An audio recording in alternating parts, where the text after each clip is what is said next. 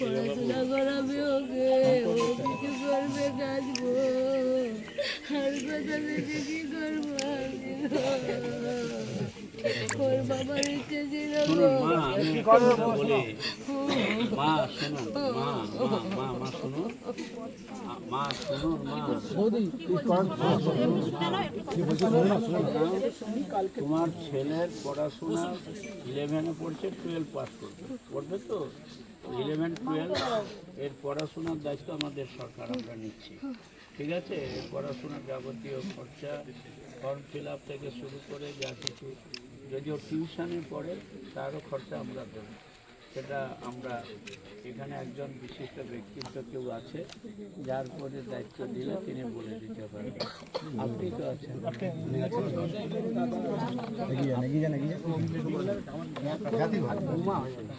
আর আমি মা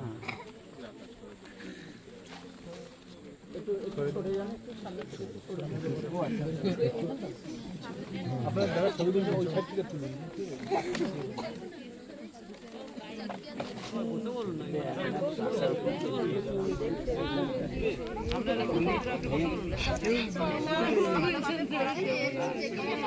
আমি বিধায়ক এখানকার এমএলএ বিধায়ক মন্ত্রী বিধায়ক আপনাকে 1 লাখ টাকা দিচ্ছি, আর কিছু চাল বিডিও অফিসের অ্যাডমিনিস্ট্রেশন থেকে আপনাকে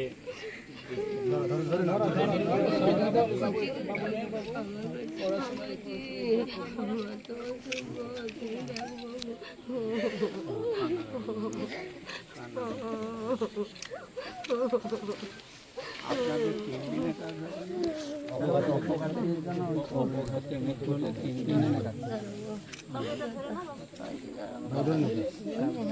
স্যার আমার একটা যে নির্বাচন যে এবার যে এটা আবাস যোজনা বাংলা আবাস যোজনা এটা ওটা সেকেন্ড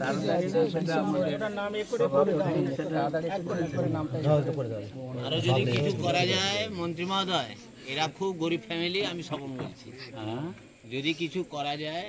আর কিছু আবার কি করছো আপনার আবার আলাদা কথা কি আমাদের তো দাঁড়িয়েছে বাবু আমি তো আমার তো কথা যতটুকু পাঠ পেরেছে আমি এখানকার বিধায়ক আমি 1 লক্ষ টাকা মায়ের হাতে দিয়েছি, মা দিচ্ছে।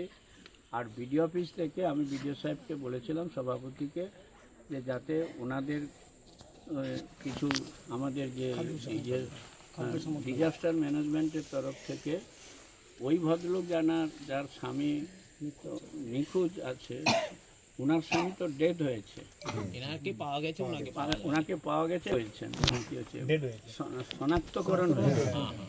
এই ব্যাপারে গভর্নমেন্ট